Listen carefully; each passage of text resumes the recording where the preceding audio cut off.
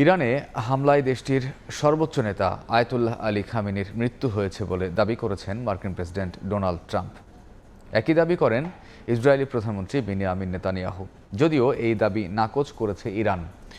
দেশটির গণমাধ্যম খামেনি ও president Masoud পেজেশকিয়ানের সুস্থতার তথ্য নিশ্চিত করেছে।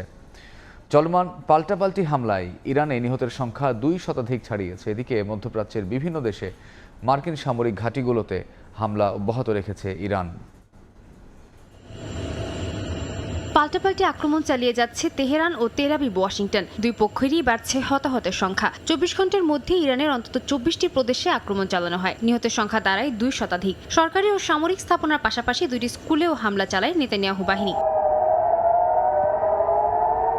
পাল্টা জবাবে ইসরায়েল, কাতার, বাহরাইন, সংযুক্ত আরব আমিরাত সহ বিভিন্ন দেশের মার্কিন স্থাপনায় হামলা চালায় ইরান। পশ্চিম তীর, জেরুজালেম ও তেল আবিবের আকাশে ইসরায়েলের প্রতিরক্ষা ব্যবস্থাকে সেগুলো প্রতিহত করতে দেখা যায়। ইসরায়েল জুড়ে সাইরেন বাজানো হয়, জনসমাগম নিষিদ্ধ করা হয়, স্কুল কার্যালয় বন্ধ এবং হাসপাতালের রোগীদের ভূগর্ভস্থ স্থানে সরিয়ে নেওয়া হয়। দেশব্যাপী জরুরি অবস্থা ঘোষণা করেন প্রতিরক্ষামন্ত্রী ইসরায়েল কাটজ।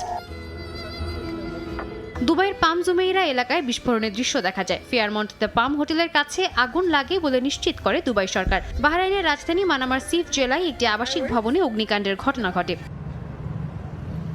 এ অবস্থায় ইরানের সুপ্রিম ন্যাশনাল সিকিউরিটি কাউন্সিলের শীর্ষ কর্মকর্তা আলী লারিজানি কড়া বার্তায় বলেছেন, ইসরায়েল ও যুক্তরাষ্ট্রকে অবিস্মরণীয় শিক্ষা দেওয়া হবে। একই সুরে পররাষ্ট্র মন্ত্রণালয়ের মুখপাত্র ইসমাইল বাঘেরি আন্তর্জাতিক আইনের কথা তুলে ধরে বলেন, ইরান আত্মরক্ষার অধিকার প্রয়োগ করছে। আল জাজিরাকে দেয়া সাক্ষাৎকারে তিনি এই হামলাকে অপ্ররোচিত আগ্রাসন হিসেবে বর্ণনা করেন।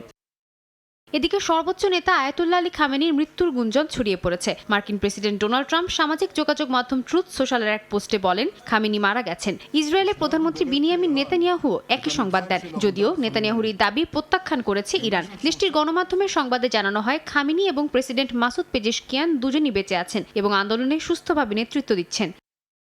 সাদিয়া তাসনিম, সময় সংবাদ।